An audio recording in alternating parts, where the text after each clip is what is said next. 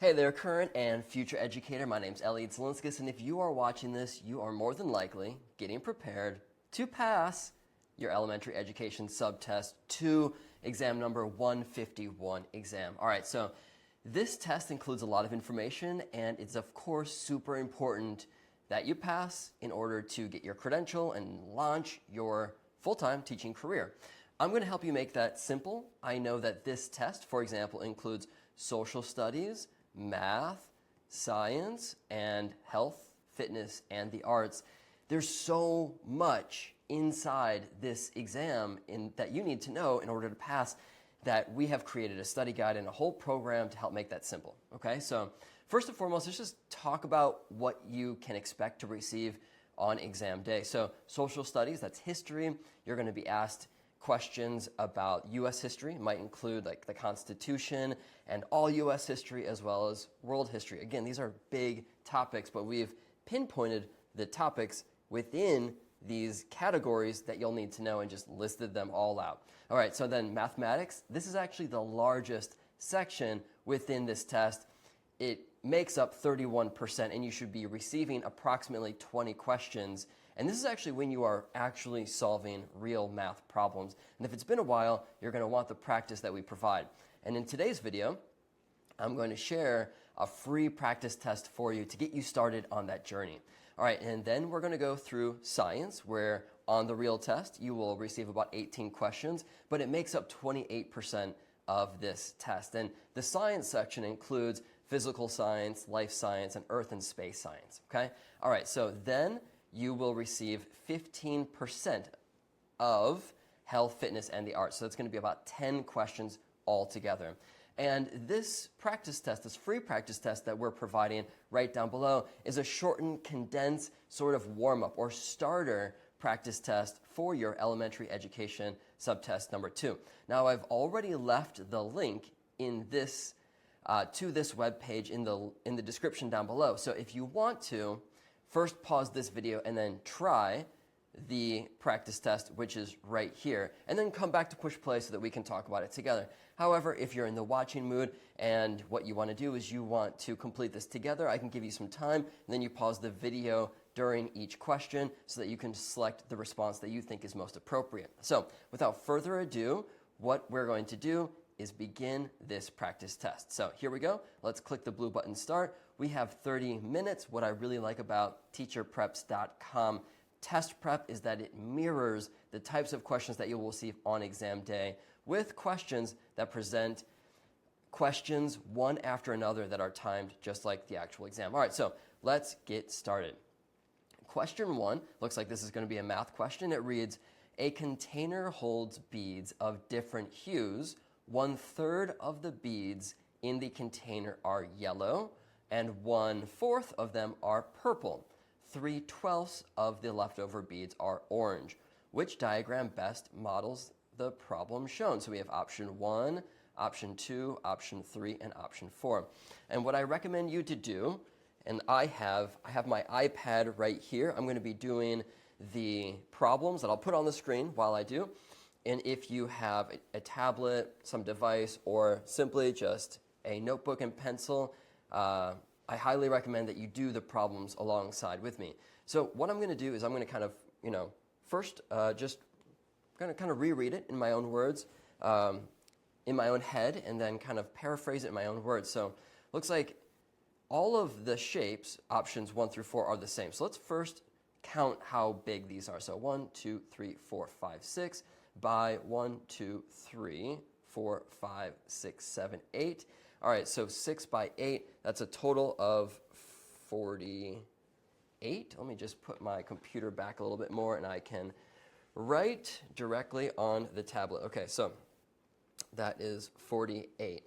Now, the problem says the container holds different hues. 1/3 of the beads are yellow. So let's just, and remember that for a lot of your questions on test day, you will receive a calculator. So we can think 1/3 times 48, and let's see here, let's click the solve button, that's 16. So what we want is a container that holds 16 yellow. So let's see here. 1, 2, 3, 4, 5, 6, 7, 8. 8 times 2 is 16, but it looks like option 2, 3. So it's not going to be option 4, but option 1, 2, and 3 could be it, according to the yellow specifications. And then 1/4 of them are purple. So let's see here. 1/4 times 48 equals, let's solve that. Let's see here. This is 12, okay. So, and this is purple, so let's go 1, 2, 3, 4, 5, 6. Okay, so 4 by 1, 2, 3, 4, 5, 6. That's 24, so not 12. And so purple, we want 12. 1, 2, 3, 4 by 3. That's 12. Okay, so it could be option 2. 1, 2, 3, 4 by 3. So it's option 2 or 3. We've already said it's not option 4. So process of elimination, we've got option 2 or 3. And then 3/12 of the leftover beads are orange. So we have, let's go here, and 3/12 times our total of 48, and that is also 12. Okay, so we need orange, which are 12. Looks like option 2, let's see, option 2 is 12. And option 3, that's 4 by 1, 2, 3, 4, 5. That's 20. So option 2 is going to be correct. Let's click the next button and continue. We've got 26 minutes. All right. Which of the following primary sources would provide the most authentic insight into the life of the Great Depression? Looks like the practice test has now switched to the social studies mode. And what we want is a primary source. That's the main keyword here. So recent documentary. No, it's not a primary source. Economic textbook, probably not. Diary, probably. Teacher's discussion, unless that teacher happened to be there. But looks like C is the best answer for a primary resource. Which of the following is an example of potential energy? Remember, you're going to have to know the difference between potential and kinetic energy. Potential energy is stored energy. Kinetic energy is energy in motion. So let's see what our answer options read. A stretched rubber band held in place. Held in place makes me think like that is potential energy. Rolling marble, remember if it's moving, it's not potential. Spinning wind turbine, excuse me. A bouncing basketball, so a stretched rubber band held in place. That's the key word here. All right, so question number 4, students in a health class are, okay, now looks like we've turn to health in that health and arts section. Health class are learning the Heimlich maneuver. This technique is mostly effective for assisting a person experiencing which of the following emergencies? Bleeding. Remember, the Heimlich is you'll learn it for the CPR, portion. Once you pass this test, you'll probably be asked to also take a CPR class, and that's when someone is choking majority of the times. All right, to improve a student's hand-eye coordination, which of the following activities would be most effective? Catching a ball, probably. Jogging, stretching, swimming, catching a ball. Remember the hand-eye coordination. All right, let's go on to, let's go back. Question number 6, the numeral 2b, looks like we're doing math again. 2b, 4, 5, 1 is divisible by 3. If b represents the digit in the thousandths place, what is the sum of all possible values of b? All right, I'm going to scoot this up, and I'm going to write this down. So we have 2b, 4, 5, 1. So 2b, 4, 5, 1. All right, is divisible by 3. If b represents the digit in the thousandths place, which it does, remember, right here, we have our ones, tens, hundreds, and thousands. Let me just undo that now. What is the sum of all the possible values of b? Okay, this is going to take some time, but remember that on test day, they will give you a little whiteboard with a kind of expo marker, and you can kind of doodle and do your work just like I'm going to do here. Now, for all of the options, that would be 0, 1, 2, 3, 4, 5, 6, 7, 8, and 9. So remember, this is going to be turned into 20,451. Let me just undo that, make sure I write it correctly, or neatly. 20,451, and then 21,451, 22,451, 23,451, 24,451, 25,451, 26,451. All right, I'm going to stop reading this because you know how to read numbers. All right, and what we're going to do is we're going to see which ones are divisible. Now, this handy iPad will do the math, but remember that your exam will probably give you a calculator. It will give you a calculator, it just depends on what questions that it allows you to use those math problems for. So we need to find out which of these are divisible by 3. So I'm going to go, let's go here and divisible by 3, and hopefully this will pick up. It solves. Okay, so that is divisible by 3. This is, okay, good. That's not divisible by 3. Pardon my bad handwriting. It's difficult when you're left-handed, and your left hand always smudges the screen or the paper. All right, so, but, you know, trying my best. All right, so divisible by 3, and let's see if this picks it up. Okay, good. That one is divisible by 3.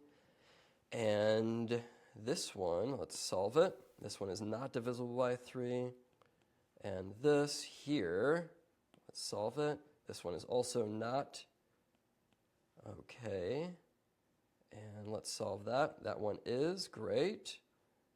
Solve this divisible by 3.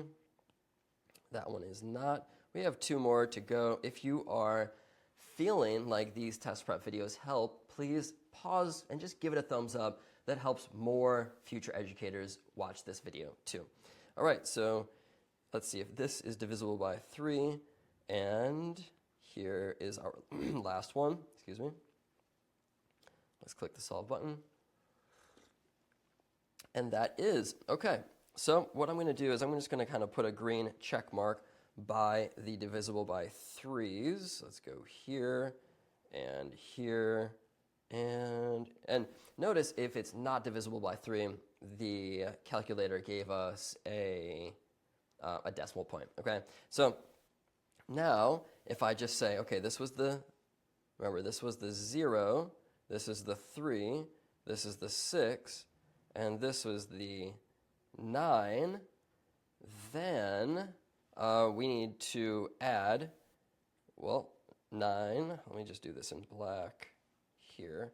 We have 9 plus 6 plus 3, and we know that that is 18. And if we look at the answer options, 15, 45, 36, oh, good. Whew. After all that work, it is 18. Or, I mean, at least that is an option. Okay, question number 7. Which geographical feature significantly contributed to the cultural isolation of ancient China from the north side? All right, Gobi Desert. Remember, Amazon is in, I think, Central or South America. I think South America. Rocky Mountains, that is like, it's in North America and Canada. Sahara Desert, that's in the Middle East. And Gobi Desert is south of Mongolia and north of China. It helps that I actually taught in Shanghai, and my kind of Asian geography helped. And one of these things, once you become a teacher, you can teach at international schools and actually work around the world, and that's a pretty cool option too. But I now know the Gobi Desert is north of China because I went to Beijing and checked out the Great Wall of China, which was super cool. All right, question number 8. Which of the following is an example of a change in the physical properties of a substance? Okay, rust to iron doesn't feel like a physical, like that's something happening to iron. Melting of ice into water, burning of wood, and, okay, grapes into wine. Melting of ice into water. Ice goes from it being ice into water. the important thing here is the physical change is happening, but the chemical change is staying the same. So that would be an example of physical change. All right, now the Renaissance, one of the most interesting periods of time, in my opinion, is best known for specific cultural advancement. What specific cultural? That's the arts, for sure. So yeah, think about all the arts, like Leonardo and Michelangelo. All right, so let's keep going. Question number 10, we have 17 minutes. We're doing good, I think. At a local parks weekend event, 2 types of fresh juices are being served, apple and orange. If the park served 176 glasses of 176 glasses of juice, and 3 out of every 8 glasses were apple juice, how many were orange juice? Well, if 3 out of 8 are apple juice, that means 5 out of 8 were orange juice. And we know that the total is 176 glasses, and the question asks, what diagram best represents how to solve this problem? So let's first and foremost make sure that each diagram shows 176 as a total. 176, 176, 176, and 176. Okay, good. That means it could be all of them so far. Okay, so we have, let me just look at these diagrams with orange, and of course we should be looking for a diagram that shows that, let's see here, orange juice is more. So for example, this orange juice is more because it's 5 out of 8 instead of 3 out of 8. So this and this is also orange juice, orange juice. Okay, so they all show that there's more orange juice than apple juice, which they should, but it doesn't help us eliminate any incorrect answer. Okay, so what I'm going to do now is 3 out of every 8. All right, okay, so I'm just going to scroll on up here. And remember that, let's see, 3 out of every 8 is 0.375. And remember, that's our apple. 5 out of 8, there we go. 5 out of 8, that solves to 0.625. So we'll put the O for orange juice there. And what we want to find is a diagram that has basically 0.625. And we can figure that out by, let's see here, 11. 1, 2, 3, 4, 5, 6, 7, 8, 9, 10, 11. And 11 times 11 is 7 times 11, that's 1, 1, 1, and 1. Yeah, that's 121. Okay, so 121 divided by 176. Of course, you can just use a calculator. Okay. All right, so that's close, 0.688, but that's not exactly what we want. So it's not going to be diagram 1. Diagram 2, 22 times 1, 2, 3, 4, 5. So let's see here. 22 times 5. That is, here we go, it's 10, 10, 11. All right, 176.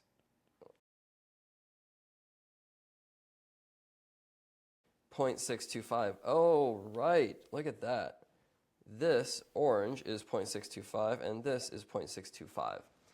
So now this is the time where if on test day you are really struggling for time, I would just pick the answer that looks like that, because I think we just found the answer, but we didn't check diagram 3 or diagram 4. I'm the type of person who would prefer to do so, but because the time is running low, what we can always do is we can go back if we have extra time. So let's go diagram 2, and let's go next. All right. Which ecological interaction involves 2 or more species living closely together, often benefiting each other? It's not the predator. It's not this. Remember, symbiosis is a type of mutualism, or mutualism is a type of symbiosis where they both benefit each other. Okay, so question 12, and that of course would have been a science question. All right, question 12. Which scenario best describes how a new species of bird could evolve due to specific environmental changes? another science question. Birds' feathers color, so birds' feather colors brighten as they are washed in rainwater more frequently. I don't know about that one. Birds sing louder? No. Birds migrate shorter distances because of mild winters becoming more common? Is that how a new species of bird would evolve? I don't know. I don't think new species of bird would evolve because they fly a shorter distance. Let's read D. Birds develop stronger beaks to feed on tougher seeds. I'm going to go with this because eventually, if the bird's beaks become develop stronger beaks, like a different type of beak through all of this evolution, then it could develop as a new type of bird. So we'll go with D.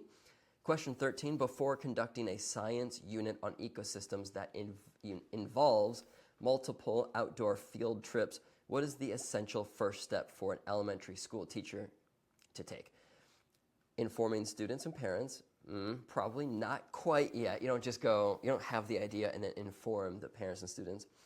Scheduling the dates, also, that would be done before informing parents, but I don't think that would be first done. Preparing educational materials.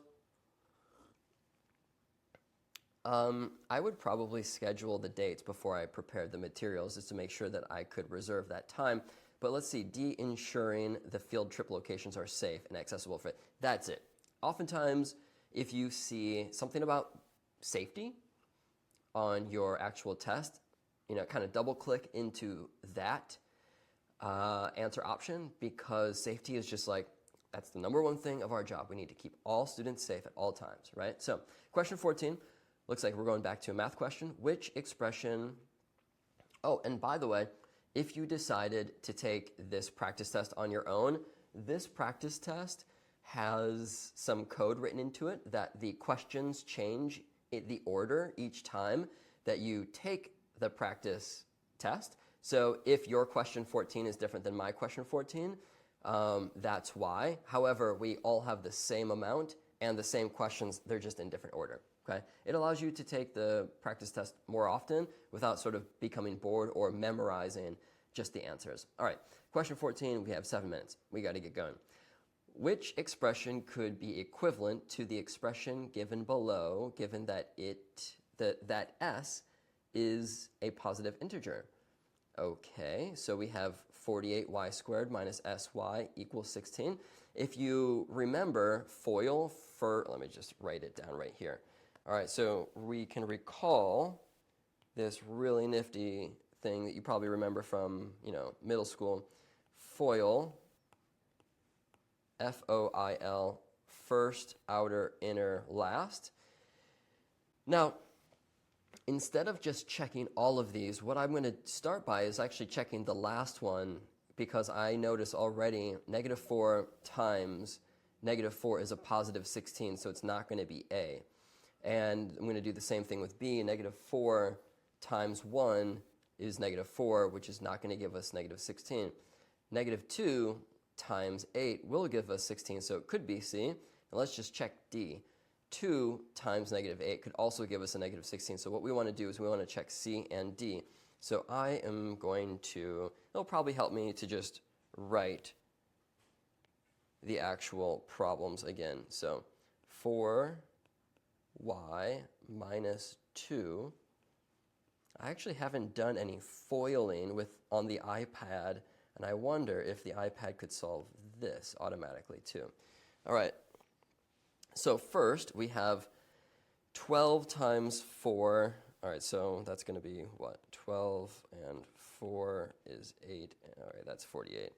All right, so 48y squared. So we've got our first, and then we'll do our outer. Remember, outer is 4 and 8. That's 32. 32y. And we'll do our inner. Inner is -2 and 12. That's -24. 24y. And outer is -2 and 8. And that's going to be -16.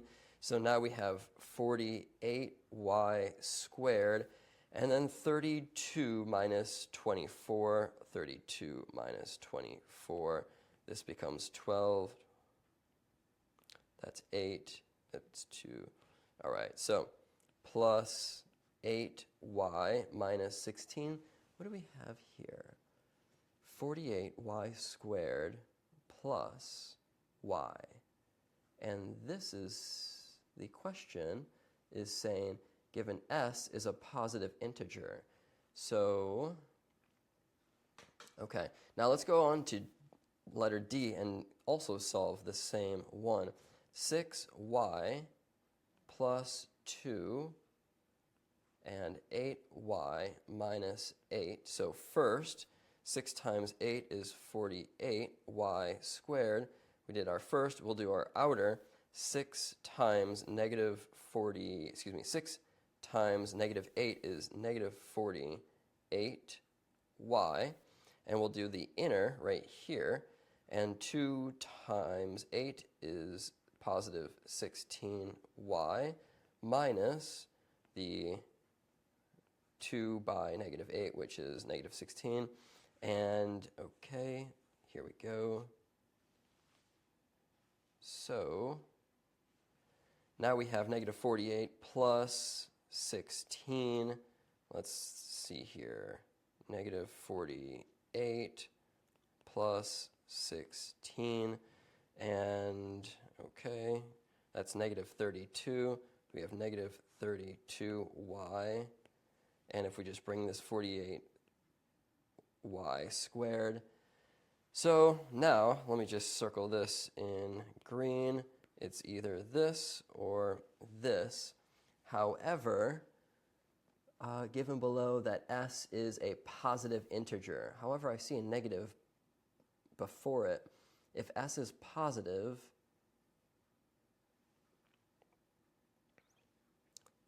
well, I'm going to go with D, because although we still have this negative here, the actual number is positive. So let's go with next. Question number 15. What does the concept of supply and demand predict? Scarcity, price equilibrium. I know it's price equilibrium. All right, we've got a little over 2 minutes left, so we have to start cooking.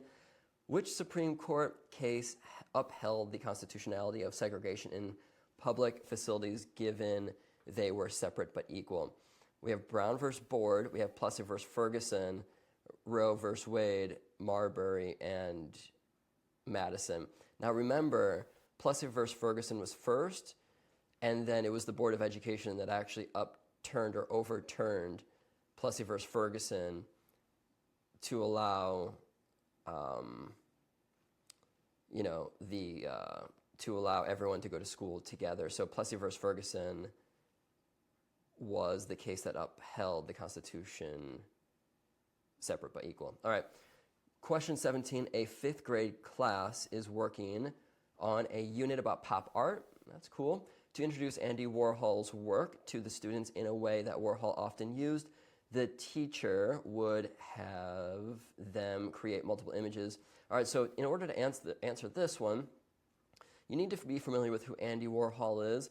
Remember, Andy Warhol is the pop art guy who hung with Keith Haring and Jean-Baptiste Basquiat in New York in the 80s. And Andy Warhol often created silkscreen prints. He also did the cover for the Velvet Underground. It's the banana, you know? All right, so 18, 3/4 of a smartphone's memory is used, 1/6. Okay, so here we have some more math. And I'm going to try and finish this. All right, we have 1/4 is used. So, all right, so 3/4 of the memories are used. Right here, 3/4. 1/6, so this is 6, 6, and 6, and 6 right here. What fraction of the smartphone's total memory? All right, so 1/6 of the used memory. Now, 1/6 of 3/4 is going to be 1/8. All right. What is the primary purpose of the American Bill of Rights? Is to protect individual liberties. Which amendment? Freedom of religion, that's First Amendment. And question 21, What is the primary role of decomposers? Decomposers, let's see here, they break down. And whew, we got to the last one. I know this is quick. In the context of American history, the term manifest destiny, that's when America expands all over. Okay, wow, that was way closer than I thought, and I apologize for rushing the last ones. But yeah, nice. We got 22 out of 22. And these are the types of questions that you can expect to receive on exam day. Now, what I really like about our practice tests, as I mentioned, is that they are timed, and that helps you learn to beat the clock, even though, as I just experienced, and you probably did too, it gets stressful, but this is all about practice. Like our programs that help you pass your teacher certification exam, you can think of them like a boot camp in that you're going to read the study guide, you're going to take the quizzes under every chapter, you are going to watch the videos if need be. Those are just there to help you out. And then, of course, we have full-length timed practice tests that really help you gauge your readiness for exam day. If you worked with me on this, you're one step closer. And if you're still with me here, make sure, and if you haven't already, to click that thumbs up button, hit the like button, the subscribe button if you want to see more. Again, my name is Elliot. Thanks so much for sticking with me. And if you haven't already enrolled into the full-length test prep, just click the blue button labeled Get Test Prep Now. And I'll see you in future videos.